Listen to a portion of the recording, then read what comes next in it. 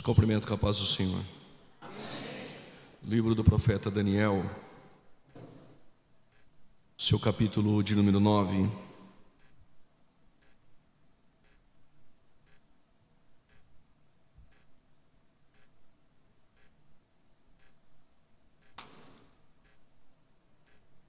A partir do versos de número 24.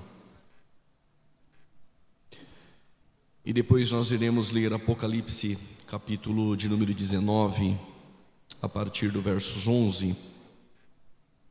Agradeço a Deus por permitir que eu pudesse estar contribuindo nessa 11ª escola bíblica. Pastor presidente, pastor Emanuel Júnior, muito obrigado pela confiança. Pastor Sóstenes, Deus abençoe, que Deus lhe use para a glória de Deus. Aos demais obreiros, pastores. Versículo de número 24. Daniel capítulo 9, diz o texto: 70 semanas estão determinadas sobre o teu povo e sobre a tua santa cidade. 6 objetivos: para extinguir a transgressão, dar fim aos pecados, expiar a iniquidade, trazer a justiça eterna, selar a visão e a profecia e ungir o santo dos santos. Sabe e entende. Aqui começa a contagem da semana, desde a saída da ordem para restaurar e para edificar Jerusalém até o Messias, o príncipe. 7 semanas e 62 semanas, as ruas e as tranqueiras se reedificarão, mas em tempos angustiosos. E depois das 62 semanas, será tirado o Messias e não será mais. E o povo do príncipe que há de vir destruirá a cidade e o santuário, e o seu fim será como inundação, e até o fim haverá guerra, e estão determinadas assolações. E ele firmará o concerto com muitos por 1 semana, e na metade da semana fará cessar o sacrifício e as ofertas de manjares, e sobre as asas das abominações virá o assolador, e isso até a consumação, e o que está determinado será derramado sobre o assolador. Apocalipse capítulo 19, rapidamente, por gentileza, para ganharmos tempo. A partir do versos 11.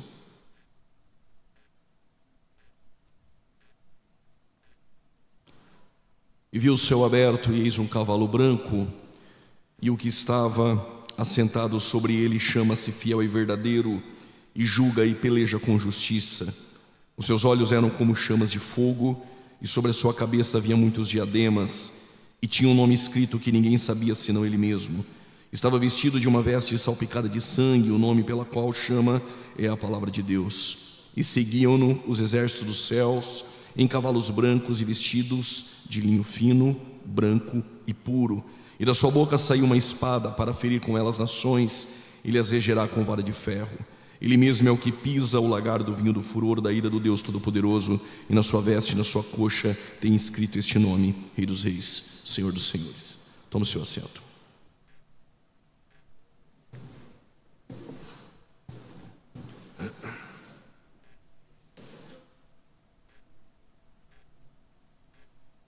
O livro do profeta Daniel, do capítulo 1 ao capítulo de número 6, ele é um livro histórico. Nós temos alguns realces ou vislumbres com apontamentos escatológicos, mas do capítulo 1 ao 6 necessariamente ele é um livro histórico. Daniel, do capítulo 7 ao capítulo de número 12, ele é um livro profético. E dentro deste bojo do capítulo 7 ao 12 também nós temos alguns vislumbres que são apontamentos históricos. Daniel é aquele que foi levado para o cativeiro babilônico no ano 606 a.C.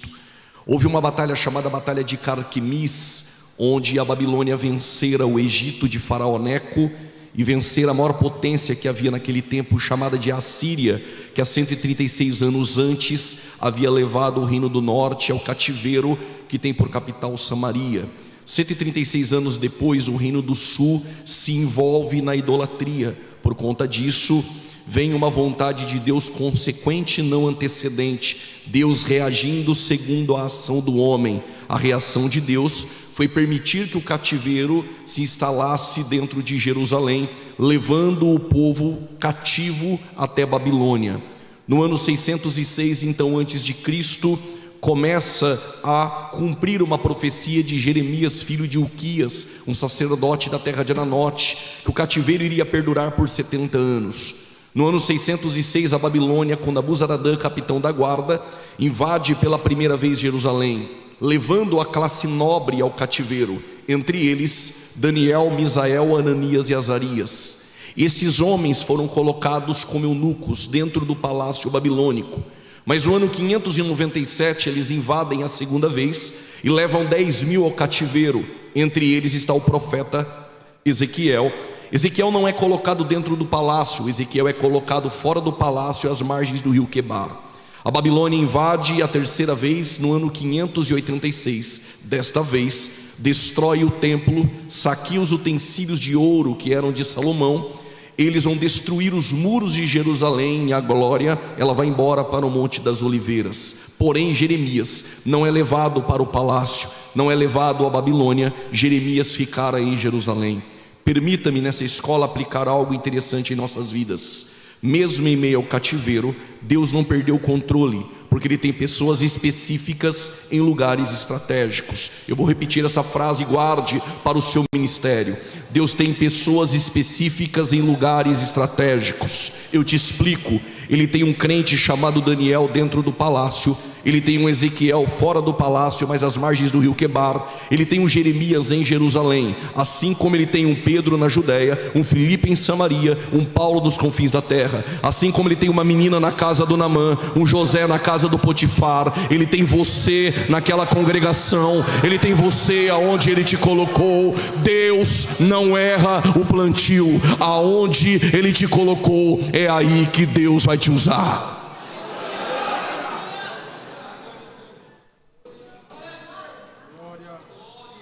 Se o pastor te direcionou para algum trabalho ou atividade no ministério, Deus não erra o plantio. Aonde Ele te colocou, é aí que Deus vai te usar. O que eu vou dizer agora não é revelação, coisas óbvias. Com certeza tem algum obreiro em nosso meio pensando: isso é quando Deus coloca, e quando não é Deus e é o homem. Quem entregou José para os ismaelitas não foi Deus, foi o homem. Quem vendeu José para o Egito não foi Deus, foram os homens. Quem levou José para o Egito não foi Deus, foram os homens. Mas José, quando governa, em Gênesis 50:20, ele olha para trás e diz: Deus tornou o mal em bem. Mesmo que você esteja em um ambiente que não foi Deus que te colocou e foi o homem, se tu tem o Espírito de Deus, é aí que Deus vai te usar. Por que Deus tem pessoas específicas em lugares estratégicos? Porque Nabucodonosor ele vai sonhar e precisa de alguém para interpretar. Esse alguém já está localizado dentro do palácio. Nabucodonosor é diferente de Faraó. Faraó ele sonha, conta o sonho e pede a interpretação. Nabucodonosor acorda, não conta o sonho, ele quer a revelação e a interpretação. É um pouco mais difícil.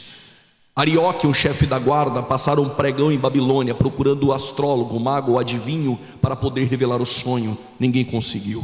Então ele chega até a casa de Daniel, dentro do palácio, o seu quarto, e Daniel está orando 3 vezes ao dia. Segura, não precisa glorificar por conta disso.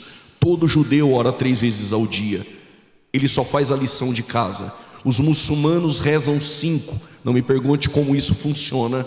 Nós, eu e você, Paulo disse, é sem cessar. Porque ele ora com as janelas abertas rumo a Jerusalém, porque todo judeu acreditava que Deus só habitava dentro do templo. Como o templo foi destruído, ele procura encontrar Deus em Jerusalém, janelas abertas, orando 3 vezes ao dia. Arioque consulta Daniel e dissera: Nabucodonosor tem um sonho, e ele pediu para astrólogos, magos e adivinhos revelar e interpretar, e quem não conseguir, todos serão mortos. Daniel diz: então permita-me, eu vou orar. Quando ele ora, Deus dá a revelação. Ele comparece diante do rei e dissera: tu sonhaste com uma estátua, a cabeça dela é de ouro, o peito e os braços de prata, o quadril e o ventre de bronze, as pernas de ferro e barro. O ouro, que é a cabeça, é o teu reinado babilônico. O peito e os braços de prata são os medo-persas, Ciro e Dário, que irão vencer uma batalha contra ti, ó Nabucodonosor. Eles irão assumir o controle mundo. Depois nós temos o bronze, e este bronze é de Alexandre o Grande, filho de Filipe o Macedônio.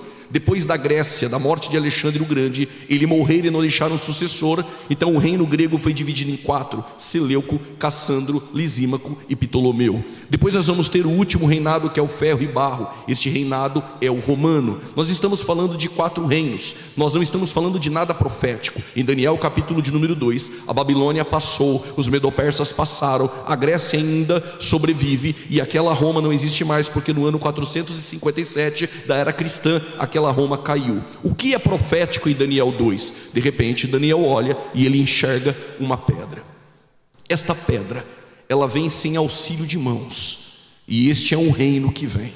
A pergunta essa noite é: quem é a pedra? Por causa daquele aleluia lá no fundo eu vou explicar. Em Cesareia de Filipe, Jesus fez uma pergunta, algo que ele não costumava fazer: e vocês? O que vocês dizem que eu sou? Antes disso, a interrogativa era: o que as pessoas dizem que eu sou?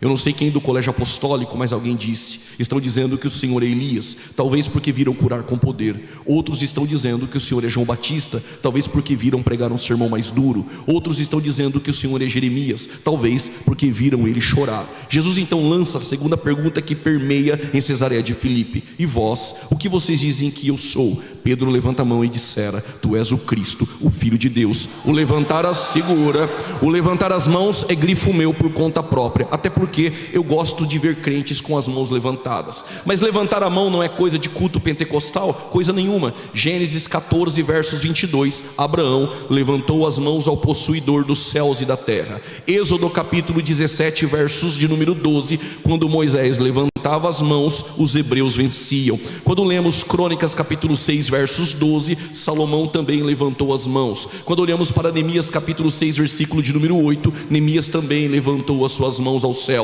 Quando olhamos para Esdras capítulo 9 versículo de número 5, no sacrifício da tarde, Esdras também levantou as suas mãos. Quando olhamos para o Salmo 63 versículo de número 1 ao 4, o salmista levanta as mãos para bendizer ao Senhor. Salmo 141 do versículo de número 2 ao 4, o salmista no sacrifício da tarde, ele levanta as mãos como oferta ao Senhor. E aí você deve estar dizendo: tá, eu não vou levantar a minha mão num culto como esse, até porque levantar as mãos é coisa de homem. Eu te explico. Deuteronômio capítulo de número 34, versículo de número 39, eu firo e eu curo. Versículo de número 40, eu, o Senhor, levantar-me-ei as minhas mãos.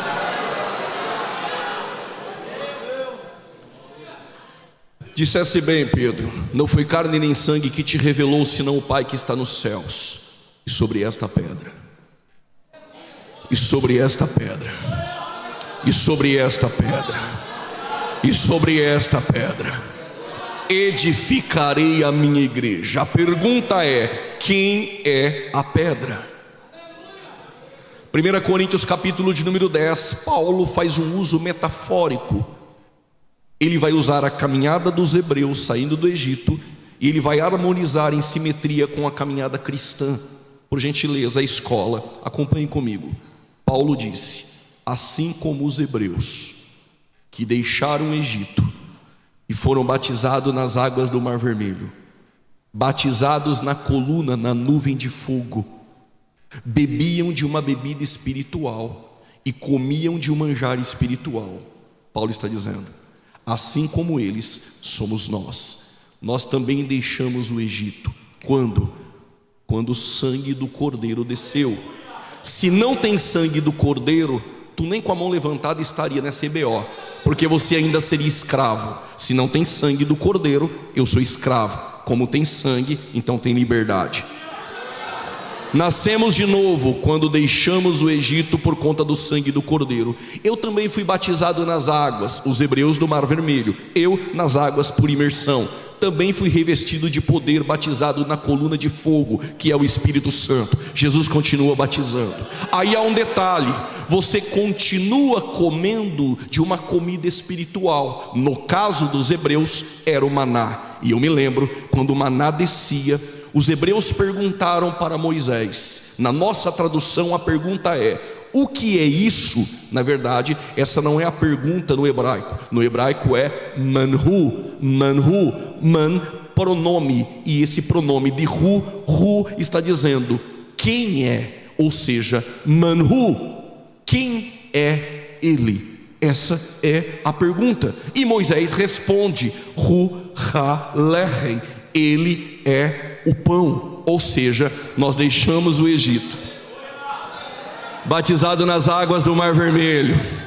batizados na coluna de fogo, e você se alimenta na 11ª EBO, não com o pão que cai e perece, mas com o pão vivo que desceu do céu. Aí Paulo diz: e você e eu bebemos de uma bebida espiritual, palavras de Paulo, de uma pedra, e a pedra era Cristo. Quem é a pedra? O que Daniel está tendo como revelação? Ele está dizendo: a Babilônia passou, hoje é o Iraque. Os medo-persas passaram, hoje é o Irã. Os gregos ainda sobrevivem, porque Alexandre o Grande reconheceu quem é o Deus dos hebreus. Aquela Roma caiu. Todos que amaldiçoar, eu também amaldiçoarei. E por quê? Porque Zacarias disse: Israel é uma pedra pesada, um cálice de tontear nações. Todos que se levantaram contra Israel caíram. E tem mais: vem uma pedra, e essa pedra é Cristo, e vai trazer um reino. Passa reinos humanos, passam governantes humanos, passam presidentes humanos, passam cadeiras de pastores presidentes, mas eu conheço um reino que sobrevive eternamente.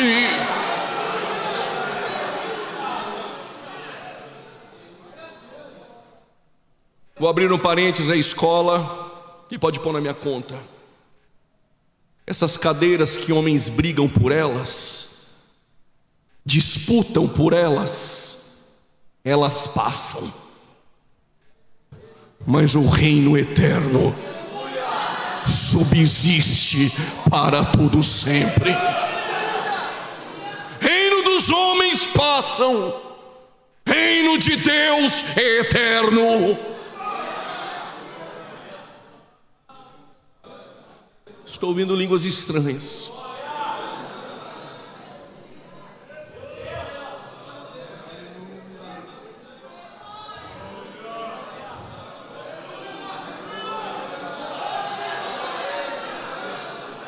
Aleluia. Aí Daniel, capítulo de número 9. O Daniel está orando e intercedendo pelo povo. Daniel quer respostas, porque um Deus bom permite que os caldeus invadam Jerusalém e leve para o cativeiro. É a mesma pergunta de Abacuque: porque o Senhor permite? É a mesma pergunta sua e minha: se Deus é bom, porque Ele permite algumas coisas acontecerem. Esse é o problema do mal. Eu não tenho tempo para resolver isso. Mas Daniel está orando e de repente apareceu Gabriel e disse: 70 semanas estão determinadas sobre o teu povo. Qual povo? Povo de Daniel, judeu, sobre a santa cidade. Qual é a santa cidade? Jerusalém. Jerusalém é a antiga Salém, onde Melquisedeque, ele era sacerdote de Salém. Depois vai ser chamada de Jebus. E depois Davi conquista e tem o nome de Jerusalém. Aquele espaço é conquistado. Há uma aliança incondicional e eterna com Abraão: te darei a terra. Antes disso, sai da terra, da parentela, da casa dos pais, e vai para a terra que eu vou lhe mostrar. Observe, algumas perdas são significativas. Vou repetir, isso é paradoxal. As nossas perdas, muitas são significativas. Se o filho pródigo não perde tudo, ele não saberia que até os diaristas na casa do pai, para eles não falta pão. Se Quis não perde a jumenta, Saul não procura. Se Saul não procura, ele não volta como rei. Algumas perdas são significativas. Abraão, quando perde a sua esposa por nome Sara, ele tinha servos, camelos, animais, riquezas. Abraão só não tinha uma coisa: terra. A terra ele não tinha, e é exatamente o que Deus prometeu. Quando Sara morre, ele sepulta sua morta, como diz o texto. Ele tinha tudo para voltar para trás e dizer: não quero mais. No meio do luto, ele se levanta. Os filhos de Et disseram: se você quiser, nós iremos lhe dar um pedaço da terra que hoje se chama Hebrom, comandada pelos árabes. Abraão disse: não quero, de graça, quero comprar. Porque Abraão quer comprar? Porque aquela terra era uma terra politeísta, terra de deuses. E Abraão sabia, abra um parênteses, o seu imóvel é um papel, é uma escritura que fica em um cartório. Naquele tempo, segundo a arqueologia, período médio bronze I, a compra se dava por intermédio de um sepulcro. O sepulcro era a escritura. Se você sepultasse alguém em uma região, aquela terra seria sua. A tensão teológica que existe: Deus tomou Canaã. Deus não trabalha no movimento sem terra. Deus não toma nada, a terra é dele. Mas Abraão comprou aquela terra. Por isso aquela terra é dos hebreus. Te explico: no meio do luto, ele comprou a terra. Guarde essa frase: o sepulcro de Sara era a garantia da terra prometida. Ele sepultou Sara exatamente em Canaã. Mas tem um detalhe: Canaã é uma terra maldita. E por quê? Cã viu a nudez do seu pai.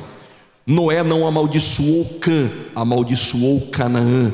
Canaã logo também faz parte daquela região. Canaã é uma região maldita, dali não brota nada. Tudo que você plantar, nada você colhe. Mas o rei de Salém, por nome Melquisedeque, ele veio abençoar Abraão. O que ele não sabia é que a bênção já estava em Abraão. Os que te abençoar, eu também abençoarei. Quando ele abençoou Abraão, permita-me, a bênção no ocidente é mão na cabeça. No oriente, naquele tempo, era debaixo dos testículos. Por isso Jacó andou manco. Não foi na coxa, foi em um outro lugar. Sendo assim, quando Melquisedeque foi abençoar Abraão, os que te abençoar, eu também abençoarei. Logo, quando ele abençoou Abraão, a máxima da bênção de Abraão vem sobre a terra de Melquisedeque, que é Salém. A terra que era Canaã, que era maldita, que você planta e não colhe nada, passou a brotar e produzir leite e mel. Todo animal que você come, ou toda comida que você come, provém oriunda de algo que morre. Tem churrasco, o animal morreu. Não, eu sou mais light, eu vou comer frutas, a semente morreu. Porém, leite e mel não provém da morte, leite e mel provém da vida. Permita-me dizer: a bênção sobre você é bênção de vida. A bênção sobre você é bênção de vida. Mas é sobre isso que eu quero falar. O sepulcro de Sara é a garantia da terra. Lá um sepulcro, a terra é de Abraão. Se a terra é de Abraão, a nação de Israel começa em Abraão e Sara. Logo, Canaã pertence aos hebreus. Aquilo que hoje é guerra e lutam, um dia será devolvida para o povo legítimo, para o povo que Deus escolheu, a saber, Israel.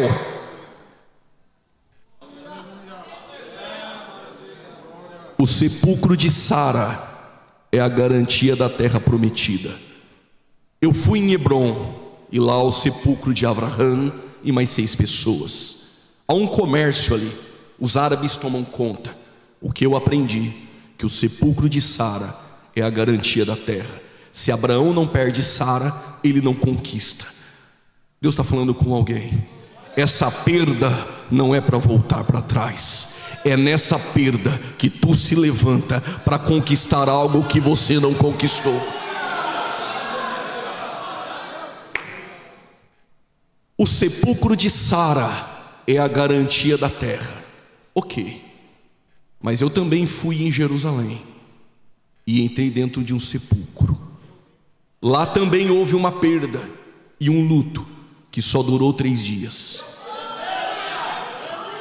O sepulcro de Sara é a garantia de Canaã. Mas quando eu entrei dentro do sepulcro, não tem uma placa escrita aqui, foi sepultado Abraão. A placa é: ele não está mais aqui.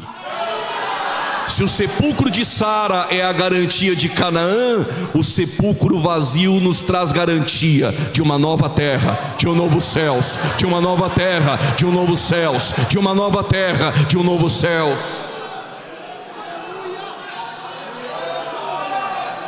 Eu preciso caminhar. 70 semanas estão determinadas sobre o teu povo e sobre a tua santa cidade, teu povo judeu, santa cidade Jerusalém.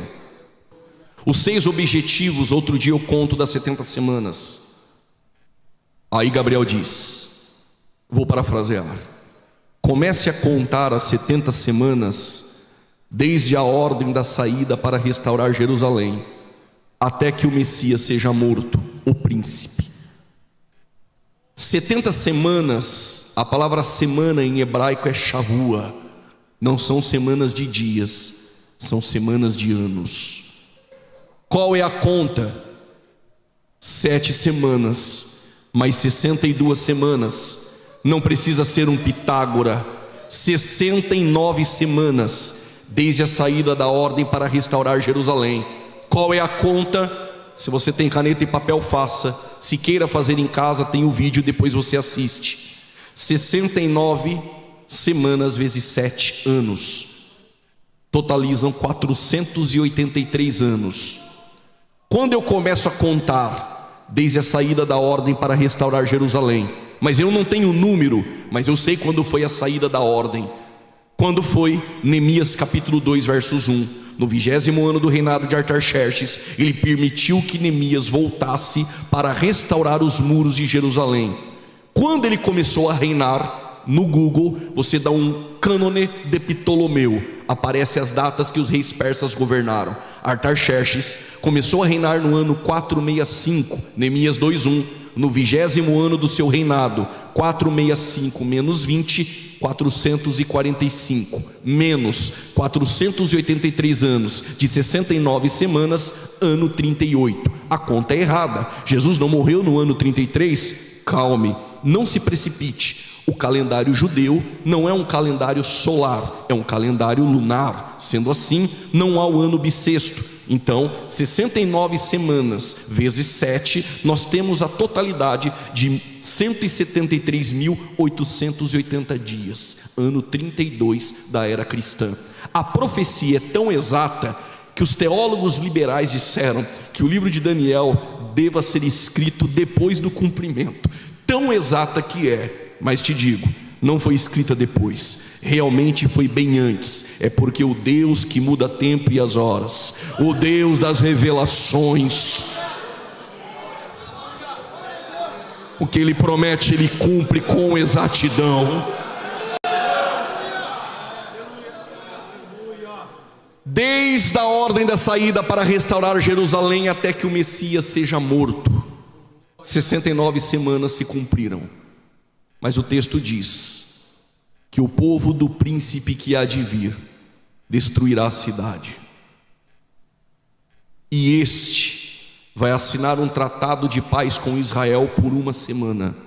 Se cumpriu 69, falta a última semana, que nós chamamos de 70ª semana de Daniel. Alguns jovens, por conta de vídeos que assistem no YouTube, começaram a nos indagar: como pode se passar 2000 anos entre a semana 69 e a 70ª? Pode isso, Arnaldo? Sim, claro que pode. É só ler a Bíblia. Joel capítulo 2 versos 28. Se cumpriu em Atos 2 somente a primeira parte. Nos últimos dias derramarei o meu espírito sobre toda a carne. Isso se cumpriu. O que falta ainda se cumprir? Prodígios, a lua em sangue, fumaça, fogo. Zacarias capítulo 9 versos 9, Jesus entraria montado em um jumentinho. Se cumpriu? Se cumpriu.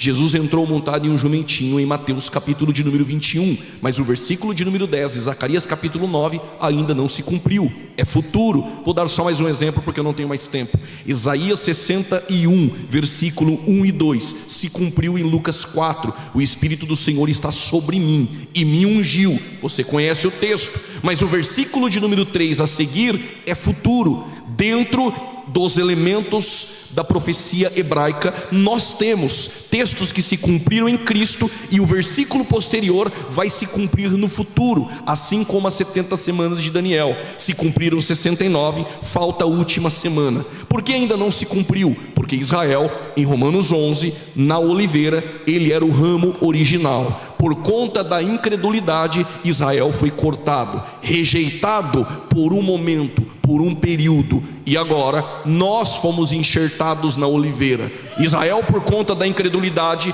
rejeitou o rei, e quando rejeita o rei dissera a eles: a casa de vós ficará deserta, mas chegará o dia em que vocês irão clamar: Hosana, bendito o que vem no nome do Senhor. Não esqueça, por favor, dessa frase: a casa de vós ficará deserta, mas chegará o dia em que vocês irão clamar: Hosana, bendito que vem no nome do Senhor. E por que vai ficar deserta? Porque eu, como uma galinha, quis juntar os meus pintinhos, vocês não quiseram. Por conta disso, vocês rejeitaram o rei, logo os ramos, os galhos originais foram cortados. E o que ele fez? Pegou os gentios, a igreja, e enxertou. Não se glorie por conta disso. Paulo, ele enfatiza, e vale a pena salientar o que Paulo, ele nos ensina. Nós vamos nos gloriar por ter sido enxertados? Claro que não. Se Deus não poupou os ramos originais, a saber, Israel, quanto mais nós, que somos oliveira brava. Deus está tratando agora com a igreja. E quando você vê Israel sofrendo ataques e guerras, se faz uma pergunta: se é o povo de Deus, por que tem guerras? Simples. Jesus explicou em Lucas 21, 24: até que o tempo dos gentios se completem. Por quê? Quando eles rejeitam o rei, a partir de agora eles irão sofrer. Eu quis os ajuntar, vocês não quiseram. Logo, a partir de então, vocês irão sofrer guerras, mas não permitirei vocês serem destruídos da face da terra, porque eu vos escolhi em uma eleição instrumental. Deus tem um plano com este povo, e Paulo diz: acalma, chegará o dia em que virá o libertador de Sião. Eu ouvi um glória. Vai chegar o dia em que vós, ó Israel, encontrará o libertador de Sião, e todo Israel será salvo. O que acontece entre a semana 69 até chegar a última semana, que é futura, de 7 anos? E alguém me perguntou: por que tem que ser 7 anos? Porque a Bíblia ensina que serão 7 anos. Qual é o texto? Eu te explico. As duas testemunhas em Apocalipse 11 irão profetizar por 3 anos e meio. Quando nós olhamos para a mulher vestida de sol que pisa sobre a lua, que recebe asas e foge para o deserto por um período de 1260 dias, 3 anos e meio. 3 anos e meio com mais 3 anos e meio totalizam 7. Daniel capítulo 12, versículo de número 7, ele fala de um período de angústia de 3 anos e meio. E Daniel explica: um tempo, 1 ano, 2 tempos, 2 anos, totalizam 3 anos. E metade de um tempo, 3 anos e meio. Falta o último 7 anos da 70ª semana de Daniel. E quando os discípulos em Mateus 24 olharam para o templo e perplexos disseram para Jesus: olha Jesus, que coisa linda, não vai ficar pedra sobre pedra. Então eles lançaram 2 perguntas, que aparentemente são 3. Quando ocorrerão essas coisas? Essas coisas ocorreram no ano 70 da era cristã. O que aconteceu com Israel no ano 70? Tito destruiu Jerusalém. Ficou somente um pedacinho de um muro que eles não gostam, mas chama-se para nós Muro das Lamentações. Aquela região, segundo Joséfo, segundo Tácito, ainda que aparentemente pareça um exagero, 1.100.000 judeus morreram no ano 70. 500 cruzes eram fabricadas por dia para crucificar judeus. Só acabou a crucificação porque acabou a madeira da Fenícia.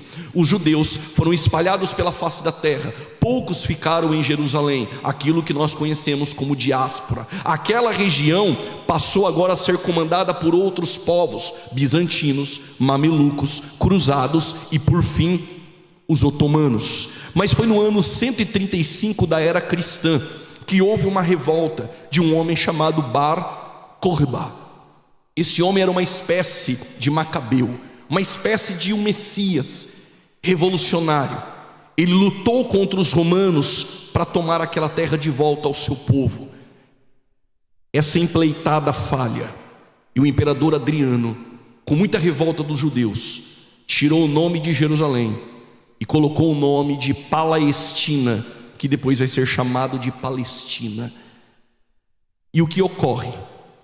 A Grã-Bretanha toma posse dos otomanos no ano de 1897.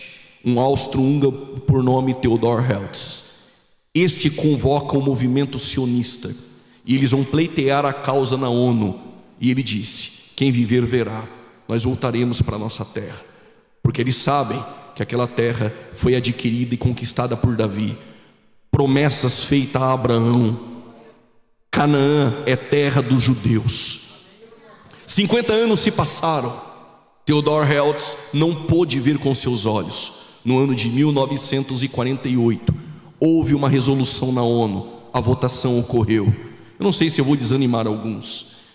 Eu ouço de vez em quando alguém dizer: foi um brasileiro, voto de Minerva, Oswaldo Euclides de Souza Aranha. Se tu estudar um pouquinho a história, não é porque ele era bonzinho com Israel, não. Ele se sentiu completamente pressionado para votar a favor.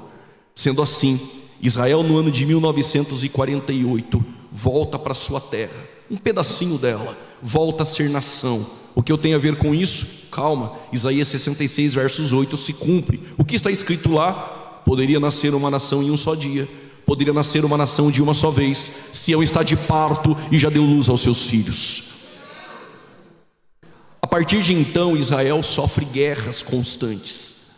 Em 2007, aquela região de Gaza, na guerra dos 6 dias que ocorreu contra Israel, Gaza foi dominada pelos judeus na guerra. Eles tomaram até posse do Monte Sinai. Em tratados de paz geopolítico, Israel começou a devolver as terras que eles conquistaram e devolveram para o Egito Gaza. O Egito não quis Gaza, ficou a comando dos palestinos. Mas naquela região, em 2007, o grupo terrorista Hamas deu um golpe de Estado, e a partir de então eles atacam Israel todos os dias. É que a mídia não mostra. Todo dia tem ataque, mas Israel sempre está impedindo os mísseis de cair. Mas dessa vez foi longe demais. Alguns estão dizendo: então está se cumprindo Gog e Magog? Calma, Gog e Magog se cumpre no início da tribulação. E o que vai acontecer antes da tribulação? Esse crente que está do teu lado, atrás de você e na frente, no toque da trombeta, todos nós, os mortos ressuscitarão primeiro, e depois nós, os que ficarmos vivos, seremos arrebatados, encontraremos com eles nas nuvens, para o encontro com o Senhor nos ares, e estaremos para sempre com o Senhor. Maranata, ora vem!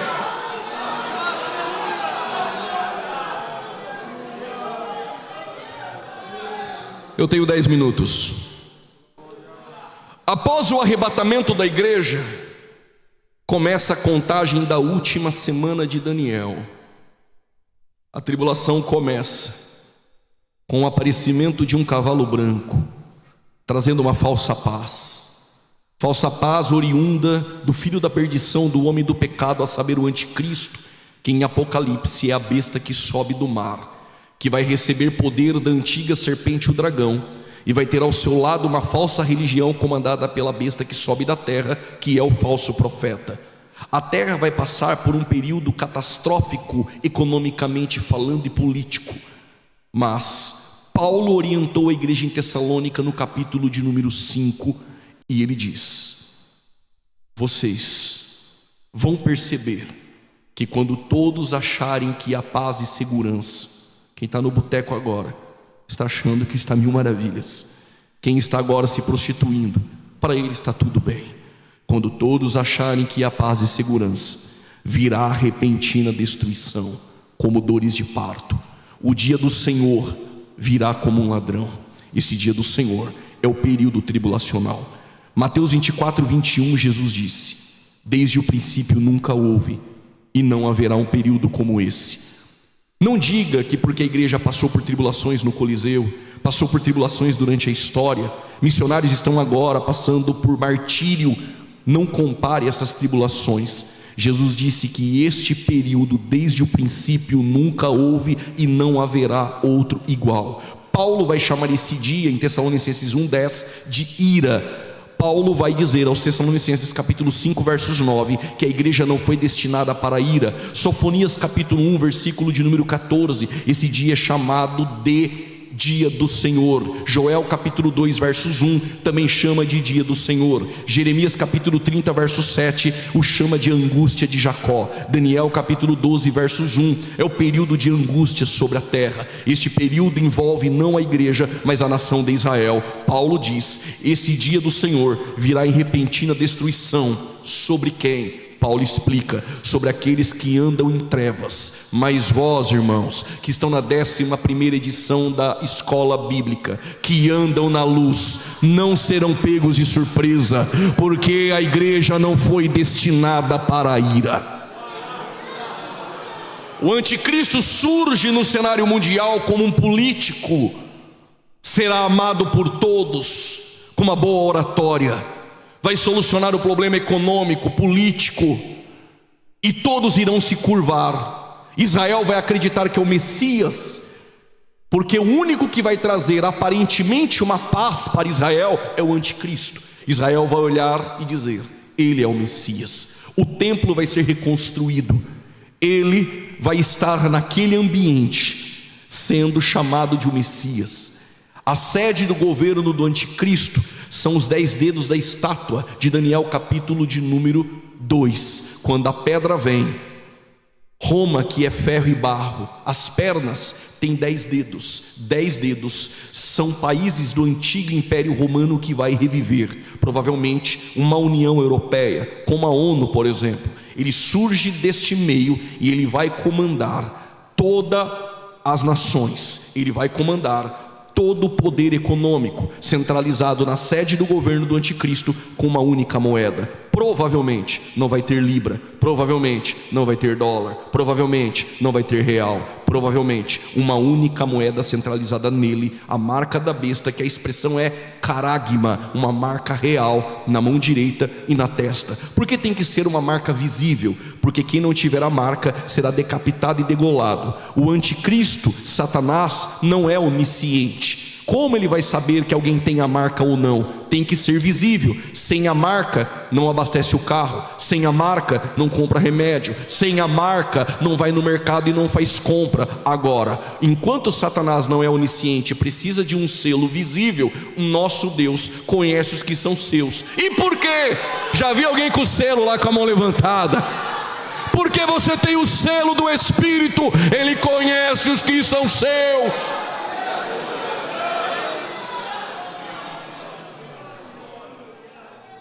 Enquanto alguns, em uma escatologia desprovida de argumentos bíblicos, especulativa, que mais assombra, que mais traz confusão do que consolação e edificação, ficam aí postando a marca da besta, o selo. Eu estou preocupado com a marca da besta, carrego as marcas de Cristo, tenho o selo do Espírito. Eu não estou aguardando o anticristo, estou aguardando a Cristo, que nos livra da ira vindoura.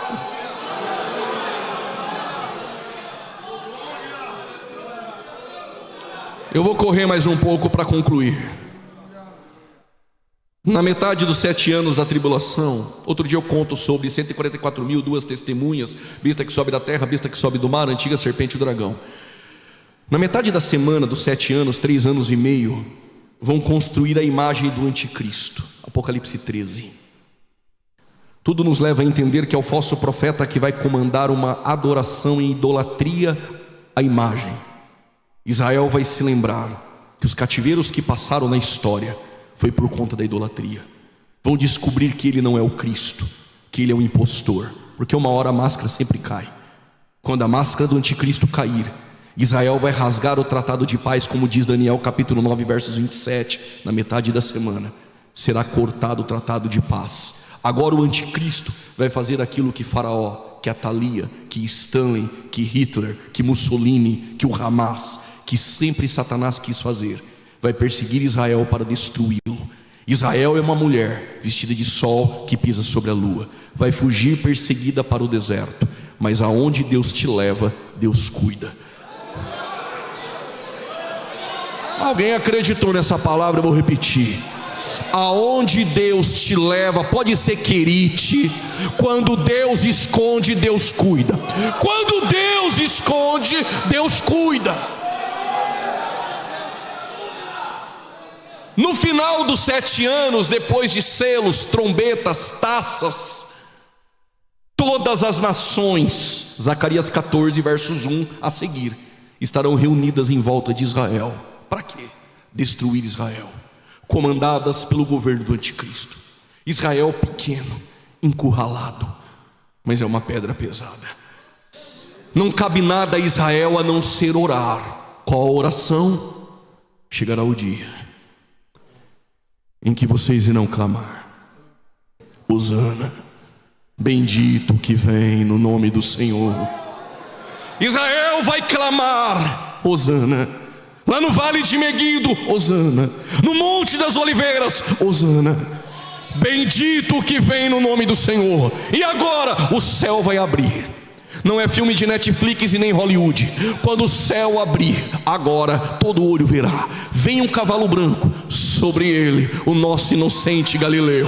Na sua cabeça não é uma coroa de espinhos, é uma coroa com muitos diademas. O seu olhar não é um olhar meigo de um inocente Galileu. Olhos como chamas de fogo. As suas vestes, ei, as suas vestes. Antes de me criticar ou esfriar aí sentado, depois lê o texto. Jesus tem muitas vestes. Salmos 45, versos 8, é o mesmo texto que o autor aos Hebreus usa para dizer que aquele que foi ungido com óleo de alegria é Cristo, superior aos anjos, superior a Moisés, superior a Josué, superior a Arão. E o versículo 8 diz que este que foi ungido de óleo de alegria tem muitas vestes e 3 perfumes. Quais são os perfumes? Aloés, mirra e acácia. Quais são as suas vestes? Eu posso imaginar. Se eu fosse sugerir a Jesus, eu iria dizer: porque na segunda vinda, quando todo olho verá, o Senhor não vem com aquela veste de linho de Daniel 7, ou aquela de gala do Monte da Transfiguração em Marcos 9, Lucas 9 e Mateus 17. Porque o Senhor não vem com aquela veste de glória na ilha de Pátimos em Apocalipse 1, ou aquela de jardineiro domingo pela manhã com Maria Madalena. Ele está dizendo para nós: não, eu vou vir na segunda vinda como uma pedra, com a veste salpicada de sangue. Para quê, Senhor? Só para todos lembrarem que eu sou aquele que foi morto e estou vivo, e estou vivo, e estou vivo, e estou vivo para sempre.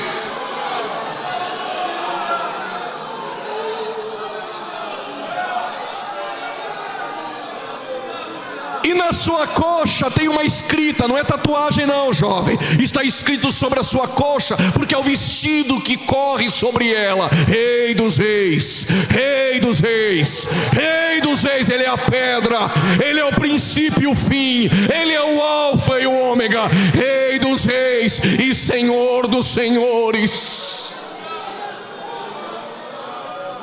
2 Tessalonicenses capítulo 2: com o sopro da sua boca Ele vai lançar o anticristo e o falso profeta no Guiena, que é o lago de fogo. Satanás vai ser amarrado por um anjo por 1000 anos, e ele vai pisar o pé no Monte das Oliveiras depois de destruir as nações. Leia Zacarias 12, 13 e 14 em casa.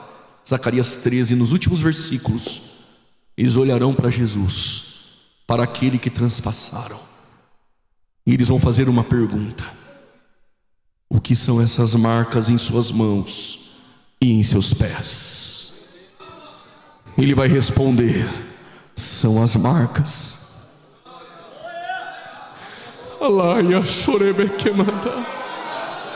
São as marcas que meus irmãos fizeram dentro da minha própria casa. Israel vai chorar amargamente, como quem chora pelo primogênito, pelo unigênito do Pai. Irão se arrepender. Zacarias 12:10: descerá um batismo de súplicas e lágrimas. E aqui eu vou encerrando. O mesmo Espírito Santo que pairou sobre a face das águas, o mesmo Espírito Santo que foi retirado de Moisés e colocado sobre 70, o mesmo Espírito Santo sobre reis, sobre profetas, o mesmo mesmo Espírito Santo que colocou a semente no último do Santo dos Santos, que é o ventre de Maria, o mesmo Espírito Santo que encheu João Batista no ventre de Isabel, o mesmo Espírito Santo que em forma de uma pomba desceu no batismo de Cristo no Jordão, o mesmo Espírito Santo que em Pentecoste revestiu 120 de poder, o mesmo Espírito Santo que trouxe Daniel Berg e Gunnar Wingren em um navio Clemente a Belém do Pará, o mesmo Espírito Santo que há 112 anos permeia na Assembleia de Deus, é o mesmo Espírito Santo que vai descer sobre Israel e todo Israel será salvo.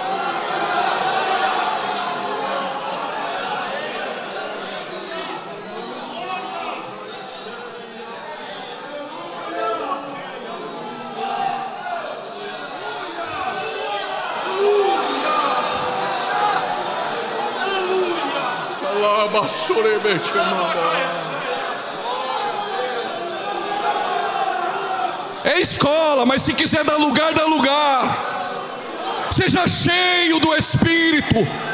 Este mesmo Espírito está aqui entre nós essa noite.